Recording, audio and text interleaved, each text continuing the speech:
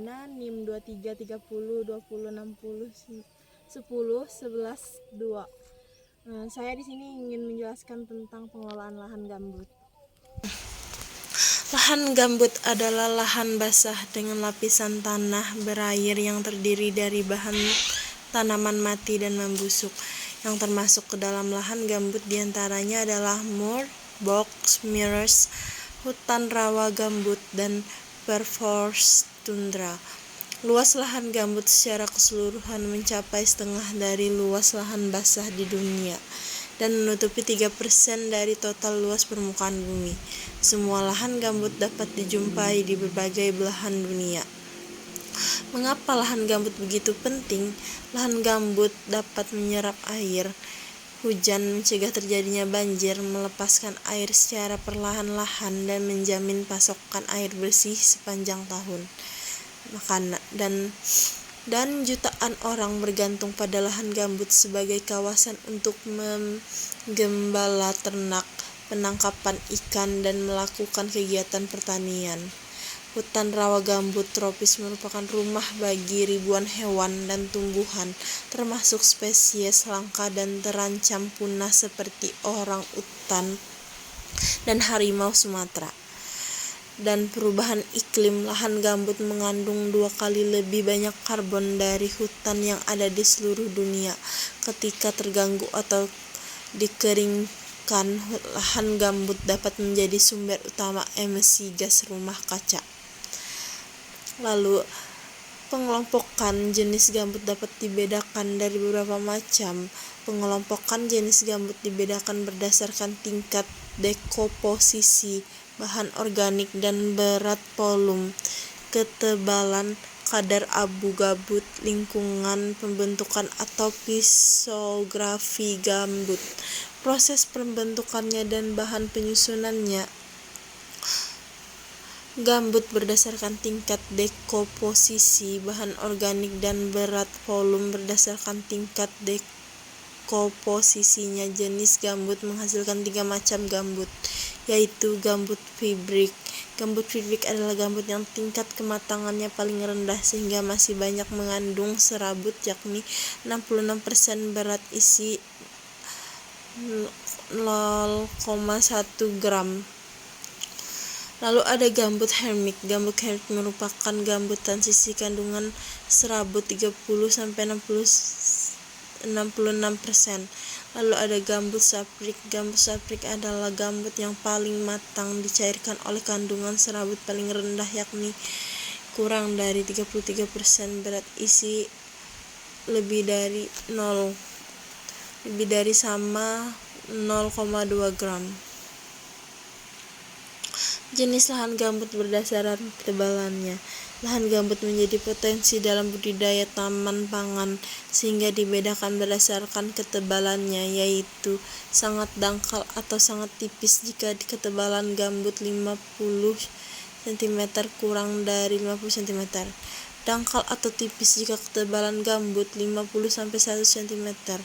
Ketiga, sedangkan jika ketebalan gambut 100-2 cm.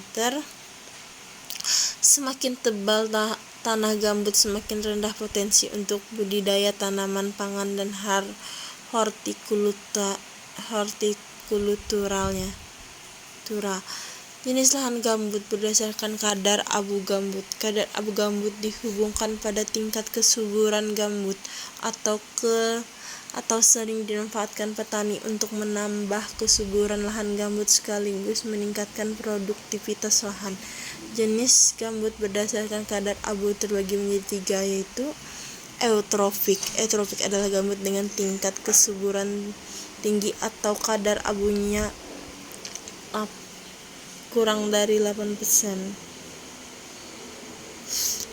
Lalu ada mesotrofik. Mesotrofik adalah gambut dengan tingkat kesuburan sedang atau mempunyai kadar abu 2% hingga 8%. Oligotropik. Oligotropik adalah gambut dengan tingkat kesuburan paling rendah atau kadar abunya yang lebih dari 2%. Lalu, jenis gambut berdasarkan lingkungan pembentukan atau fisiografi gambut dihasilkan menjadi 4 kategori sebagai gambut cengkukan, lalu gambut sungai, gambut dataran tinggi, dan gambut pantai. Dan juga ada permasalahan yang sering mengancam lahan gambut.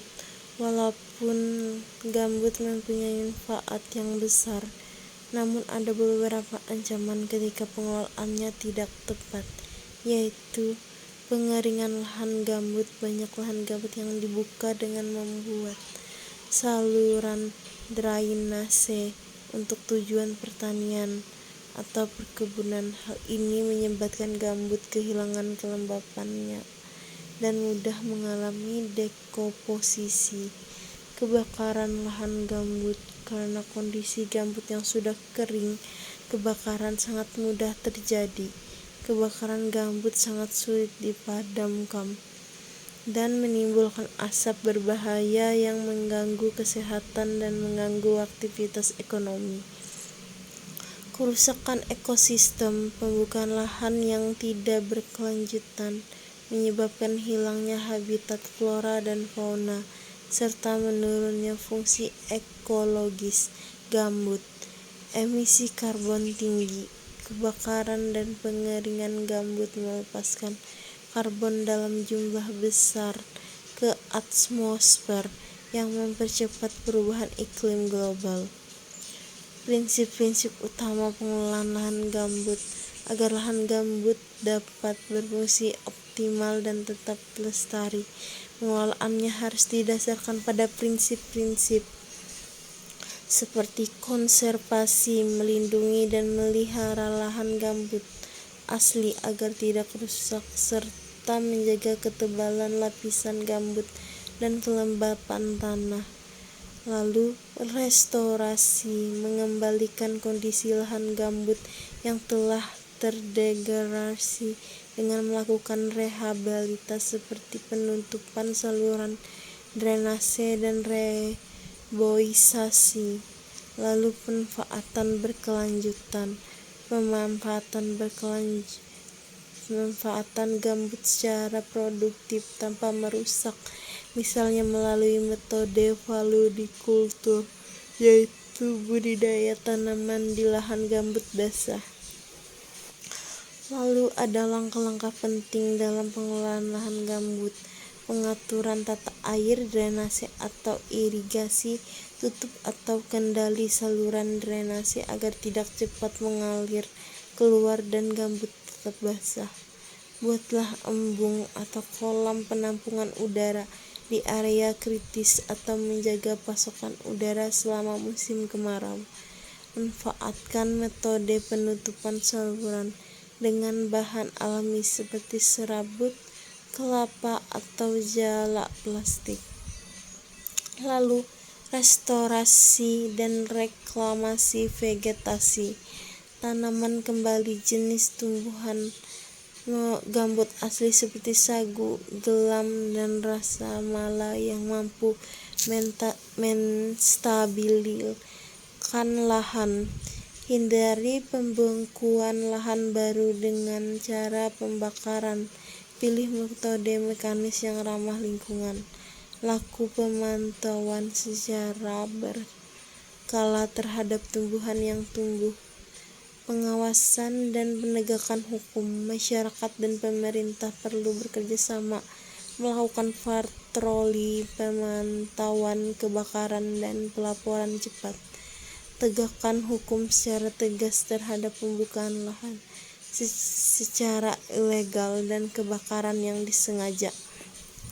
Pemberdayaan dan edukasi masyarakat, memberikan pelatihan mengenai pentingnya lahan gambut dan teknik pengelolaan yang ramah lingkungan.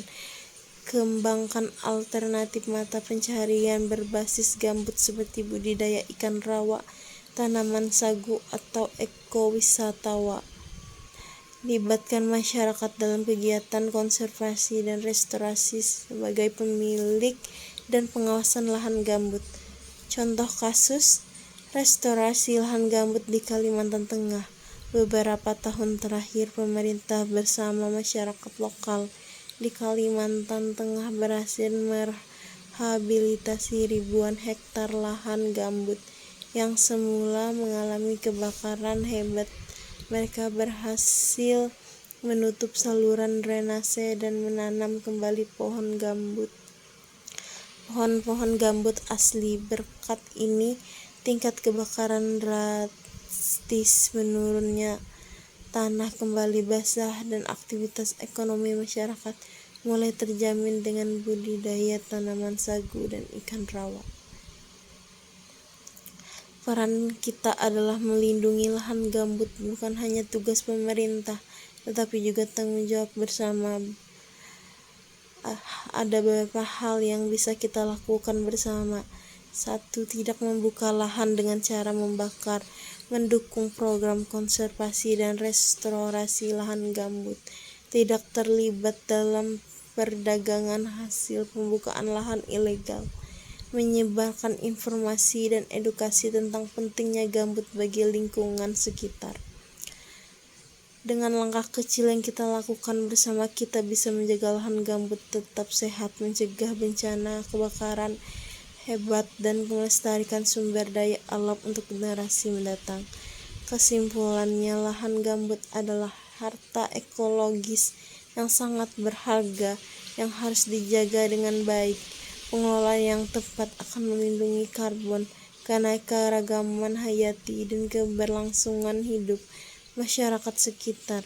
Restorasi, konservasi, dan pemanfaatan berkelanjutan adalah kunci utama agar gambut tetap lestari dan memberikan manfaat optimal.